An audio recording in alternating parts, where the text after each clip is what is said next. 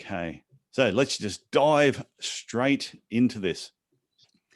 Hi, I'm Tyson Franklin, and welcome to this week's episode of the Podiatry Legends podcast designed to help you feel, see, and think differently about the podiatry profession and the podiatrists that are actually in our profession. And today's guest is Zahava Robinson. I think I got the name right. Give me a thumbs up if I got the name right. Yes. Zahava Robinson. Now, she graduated in 2020. Now, you might be thinking, why have I got someone who's only just recently graduated on the podcast on Podiatry Legends? Well, her story going through her final year of podiatry, I think will make a lot of people go, wow, I just sat on my bum all the way through and didn't really do too much. Now, she was pregnant and she became a mother and was actually in labor during her final year podiatry exams. And she had 3 major exams within 2 weeks after actually giving birth. Now, Zahava, how are you doing today? And we're going to touch on a lot of other things that you went through. That is pretty amazing. It was a very hectic year. It was crazy. Sorry if I'm not answering your question directly, but well, now I'm doing great. I just opened up a podiatry clinic in Bondi Junction, and I'm just trying to get people through the door, just starting out, as you all know how that is. And it's fun. I reckon that's the most exciting time of starting a podiatry business is when you make that decision, you take that plunge, and you're opening it in Bondi Junction. That's correct. Yes. Yep. The mighty Roosters. So if anyone's a Rooster supporter, I salute you. And you said that your husband and father are mad sports fans, but you have no idea what team they support, which is so wrong on so many levels. Yeah, I admit it's wrong. They spend hours every week watching it when it's on, and drives me nuts. And they also follow the cricket like mad, but I don't follow any of that. Yeah, for guys, sport is also known as therapy. So it's one of those things. I think the more they get of it, the happier they are. So just a note, I could be wrong, but I'm not a cricket fan. I couldn't sit there in front of TV watching cricket all day. That would just drive me nuts. But I don't mind a good game of rugby league or rugby union. So getting back to your story, I've got to ask, was it planned that you were going to fall pregnant and have a baby during final exams, or was this something that it just happened? No, I wanted to have a baby. Yeah. That wasn't not planned, but the finishing my degree bit was definitely not planned. I was planning on taking the year off, relaxing. As soon as I had the baby, I was planning on doing the first semester and then trying to finish that because I might as well, because I was due, just before my final exams. And I thought, you know what, I'll just try to do that. If I have to defer my exams, I'll defer them and then wait another year and then finish my degree. But then COVID hit, and that actually changed everything for me because, first of all, 2 things happened. One is some of the subjects that went on campus went off campus and went online. Yeah. But the practicals were pushed off by literally 3 weeks. But those 3 weeks made a huge difference to me. So instead of going back to uni when my baby was 3 weeks old, I went back to uni when my baby was 6 weeks old. And that made it a little bit more possible. Yeah.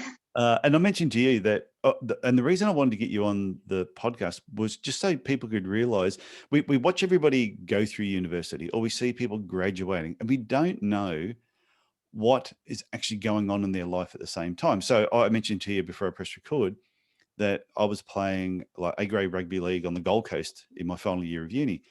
And just leading up to our prac exam, I dislocated my shoulder, which was a real inconvenience, and it was really painful. And the lecturers thought I was bunging it on until they actually saw my shoulder. Then they believed me. But you went through a lot more than just a dislocated shoulder. Yeah. And then you were saying that when you were doing your placements, you were still breastfeeding, I think, while you were doing your placement. So I take it you had to express milk and leave that somewhere and then go and do your placement? Yeah, so I went into uni half an hour early, and then I also went to St Vincent's Hospital in Sydney, in Darlinghurst, and basically I would come half an hour early every day, on top of leaving my little 2-month-old at home. Yeah. I would express, then be with them for 3 hours, then express, then be with them for 3 hours, and then express. And it was exhausting, and I wasn't sleeping through the night either, which meant every couple of hours through the night he'd wake up and want to feed. And, sometimes it was every hour on a bad night, and I still had to function the next day. And to be honest, looking back, it probably wasn't the safest decision, considering, you're not sleeping and you're got a scalpel in your hand. Yeah. But yeah.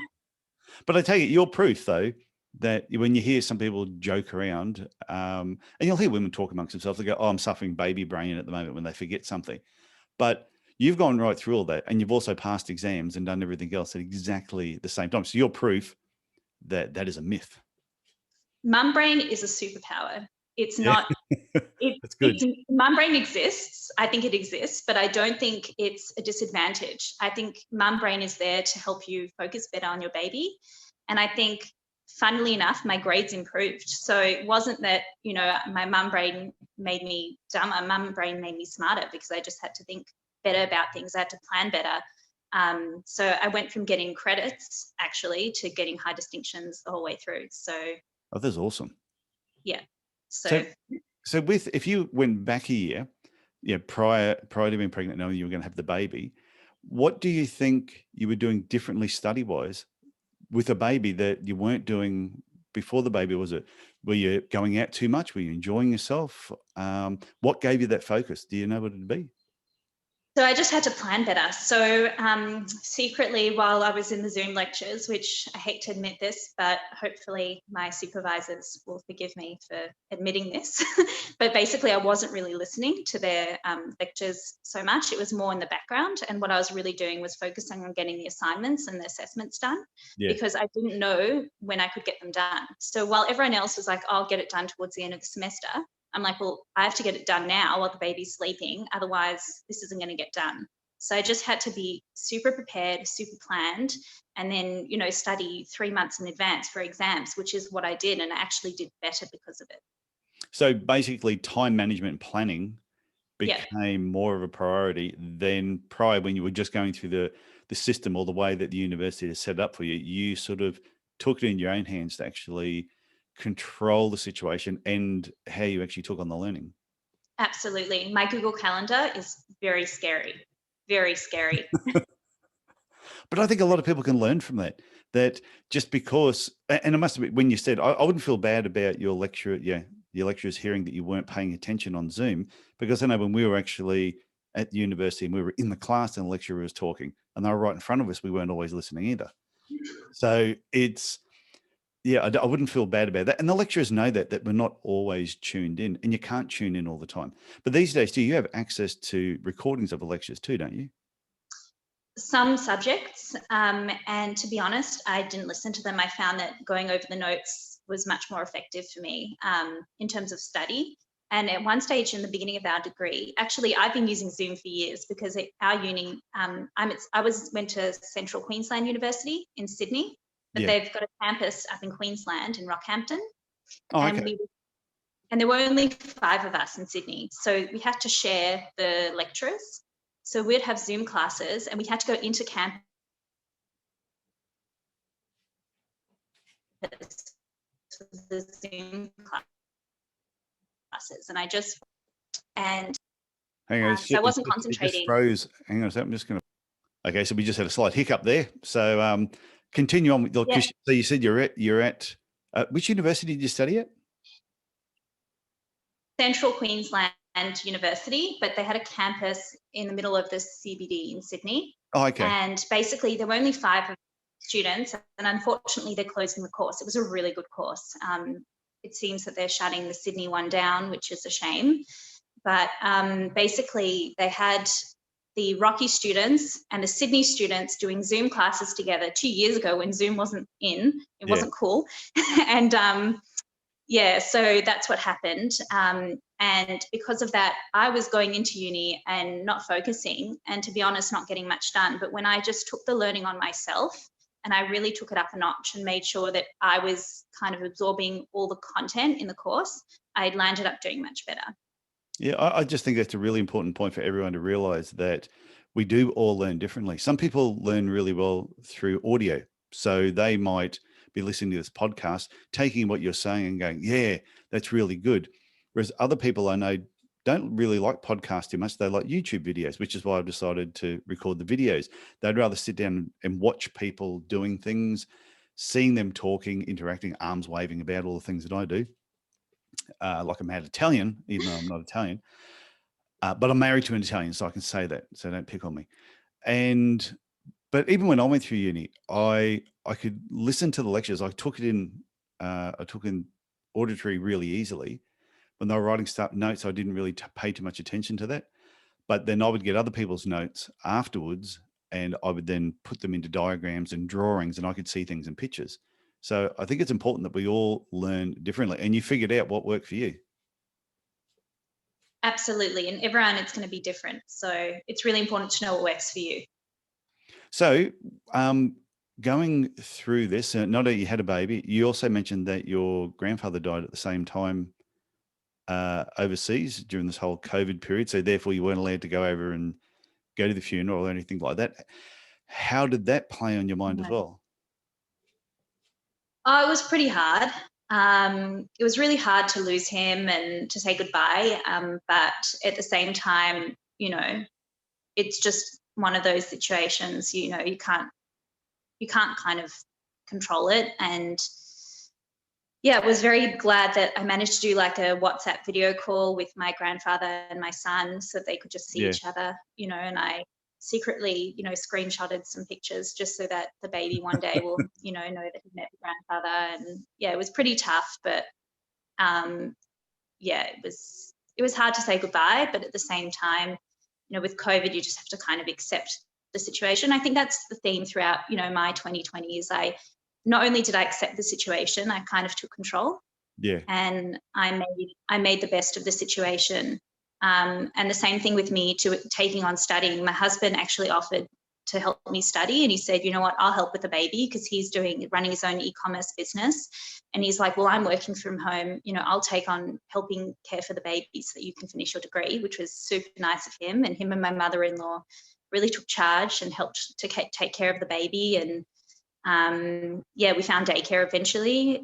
But it's all about getting the support networks in place, making the best of the situation and trying to take control of it as best as possible, really. Yeah. And what I draw from that is what you mentioned about having a good support network. And I know not everybody that is, say, studying podiatry or even, recently graduated, they may be in an area where they don't have family, but there are people there. There are friends, there are people that they know who are willing to support them. Did you ask for the help, or did the help come from you? Because I think sometimes people need to put the hand up and say, I just need a hand, and they don't do it.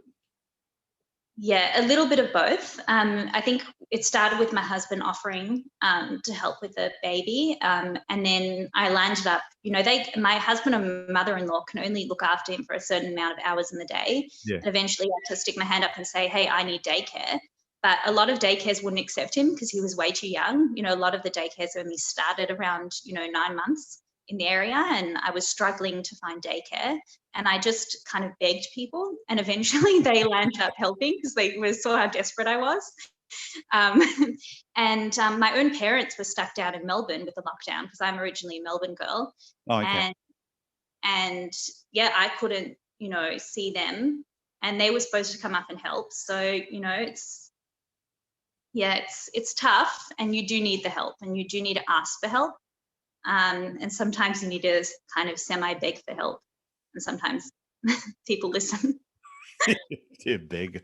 It's yeah, my mum actually shipped me off I was being looked after by somebody else. I think I was 2 weeks of age, which Wow. sums me up completely.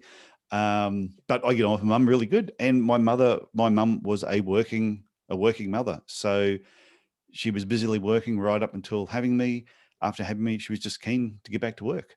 So yeah, which I know maybe that work ethic has rubbed off onto me as well. So what I want to talk about, and so you've gone through all this in your final year.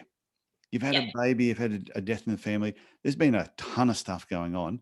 And then just to make life easier for yourself, you graduate in 2020 and you decide to work for yourself and set up a business. What were you thinking? I'm crazy. It's officially nuts. That could be the title of this episode. I'm officially nuts, but we won't call it that. So basically, I had a very generous offer to work in a family practice. So this is actually located within an ophthalmology practice and a cosmetic practice. So Okay. Yeah, so I had basically it is a family practice. So my father-in-law is an ophthalmologist, and my mother-in-law does Botox injections in this very room. And she lets me use this room, and which is very, very kind of her. And because of that, I kind of am like, well, if I'm getting, if there's a room available for me, then I'd be crazy not to take it. But I am also crazy for taking it up because there is, huge outlay in setting up a practice. There's huge, huge responsibility, and it's going to take a while before I start really making any money. So it's tough, and I'm officially crazy, but I also did have that kind of, open door, which was a lot of people don't have, and I'm very grateful for.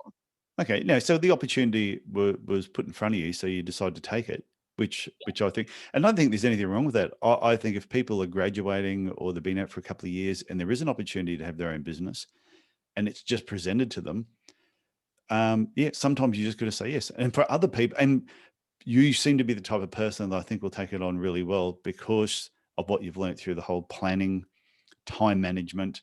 So I think you'll do pretty well with your podiatry business as well. But it is a hard slog. There's a lot to learn. There's a lot of mistakes to be made. And ideally you just got to try and avoid as many of them as you can. Yes. What's been the toughest part so far? Trying to think. St. Vincent's Hospital, to be honest, because I wasn't sleeping. My baby was not sleeping through the night when I was doing my placement.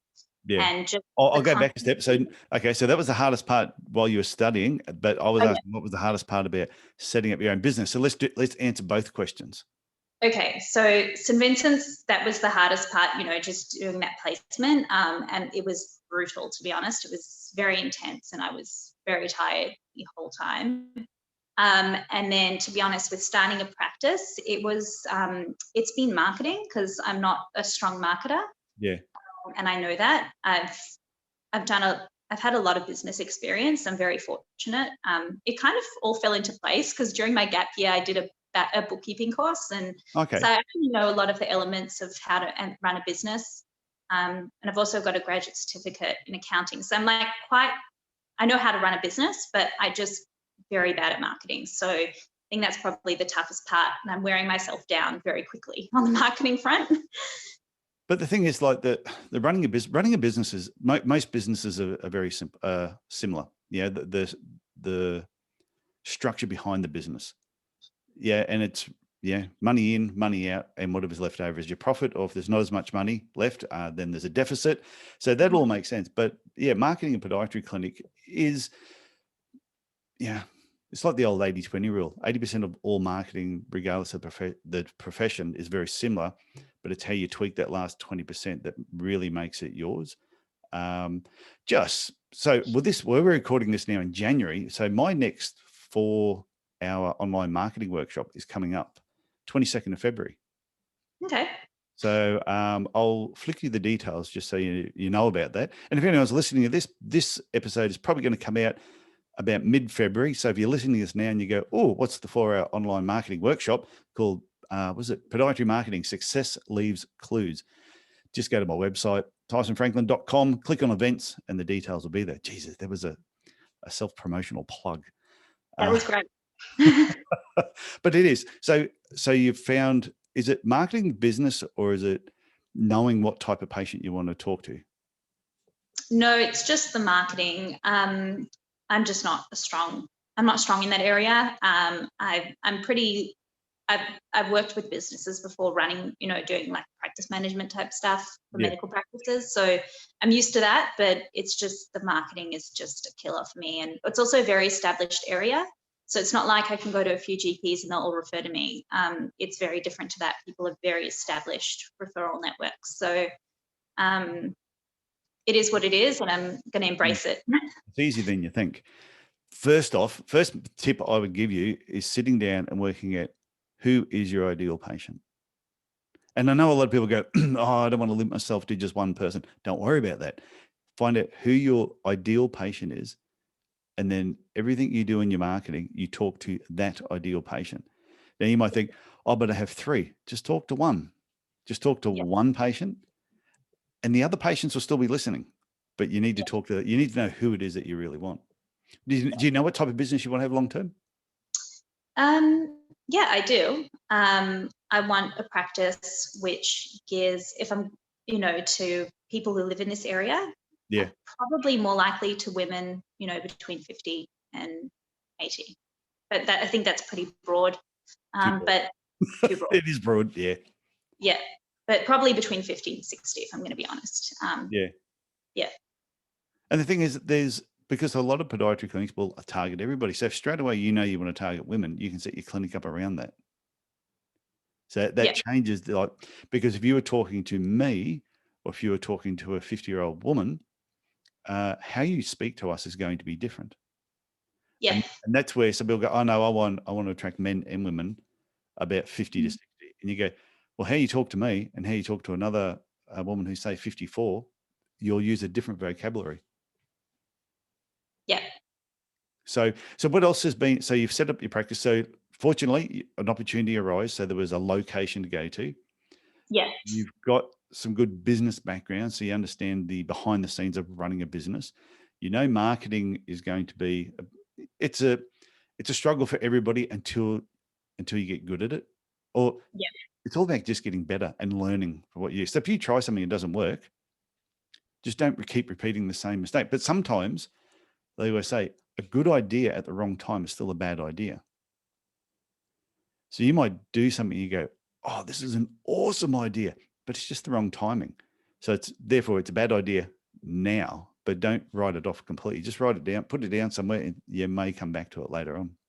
Yeah. And I think the key comes back to planning ahead and making sure that you've got, a good system in place. And for me, my system is just having everything on the Google Calendar, and everything on that calendar has to get done. Yeah. So that's the way I've done things, and that's how I've planned. And, with a baby, with my personal commitments, it's just making sure that you get all of that done. So did you think about actually working for somebody else first? So I am also working for somebody else part-time, just to get my experience up. Yeah. It's something I thought is a good idea to do, because I just kind of need to get the ball rolling there. And also this room isn't available to me full-time. So I do need to work elsewhere to kind of, for cash flow purposes. So no, that's good. I think that's a good idea. When I graduated, I went and worked for myself straight away. And in hindsight, I look back and I wish I hadn't have done it. I wish I had worked in a practice that I sort of wasn't going to be enjoyable. So when I first graduated, there was a job going, which I went and applied for, but the money was awful and the work was awful. Just didn't suit me. So I went, oh, I'm going to have to work for myself. But it was only because I was too scared to move out of my comfort zone, which was the Gold Coast at the time, to go and move somewhere else. There were a lot of good jobs on offer in Canberra and Sydney and Melbourne, but I was just a chicken. So I didn't. It got you to open up your own practice, which is a good thing. So that's good. Yeah, it was. But geez, I made a lot of mistakes. I made so many mistakes that I think if I had to work somewhere else first, got a bit of experience seeing how a business ran, then it would have saved me a lot of time. So I think like you're doing, you're setting up somewhere part-time and working somewhere else. I think you will learn a little bit. You'll learn a lot. You'll learn faster doing that. Absolutely. And I've loved it so far. So it's been amazing. Yeah. So what are the plans in the future? Plans in the future. So for me, it's kind of getting this practice busier. I think that would be, number one, is just kind of getting things busier. Enjoying my son. I missed out on so much time when I was at uni, working. I was basically out of the house from 7 a.m. till 6 p.m. every single day when I was on placement. And it was really hard. And I just kind of want to make up that lost time a little bit as well. So it's just enjoying time with him, but also, focusing on a business and focusing on, just trying to better myself as a podiatrist at the same time. Yeah, I think that's a good point. It is too.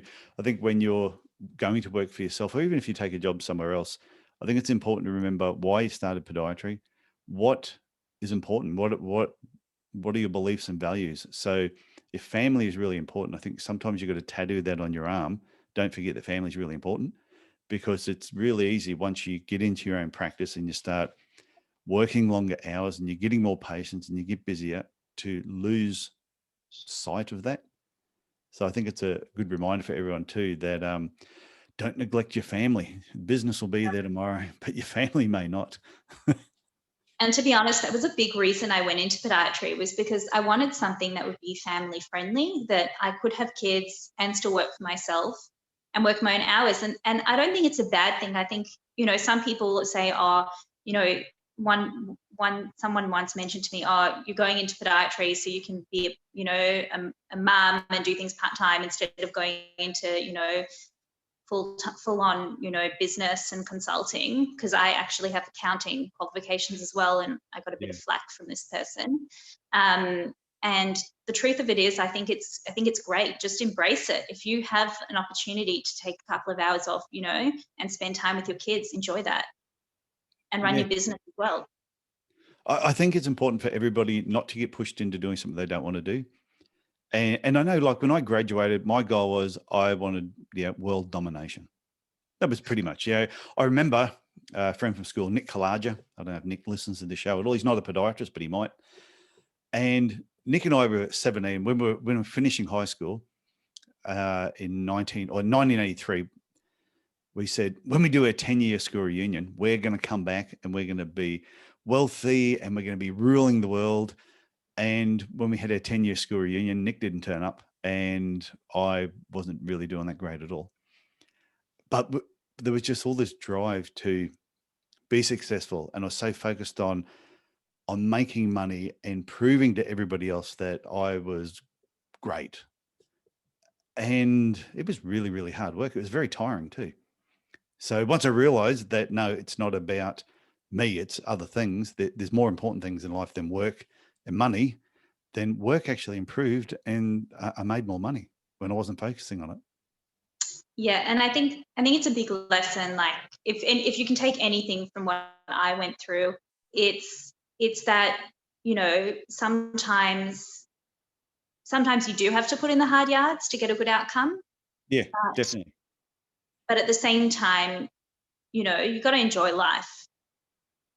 Yeah, I've heard someone say once about the whole work-life balance, and they've said it's bullshit, because you can't just work and life and family have it perfectly even. It doesn't work that way. Sometimes you've got to be at work 12, 14 hours a day because there's new equipment getting installed. There could be a plumbing problem, there's a leak, there's some disaster, or you're just really busy. But then there's other times when work is quieter and you can spend a lot more time at home. But over a year, over the long term, there's that balance between the two. But at certain times, you've got to put your focus into one particular area more than another. Yeah. And it'd be the same with family. If you're at work and you had a whole pile of patients booked in for the afternoon and you got a call from daycare and they said your son's fallen over and broken his leg, we're taking him to the hospital, you're going to drop what you're doing and you're going to that hospital. Or if you don't, you're an evil person. Well, last night, guess what happened? We actually had the ambulance called because my son had an allergic reaction to salmon. Oh, geez. Yeah, really bad. Who would have thought salmon? Anyway, so we wound up at the hospital.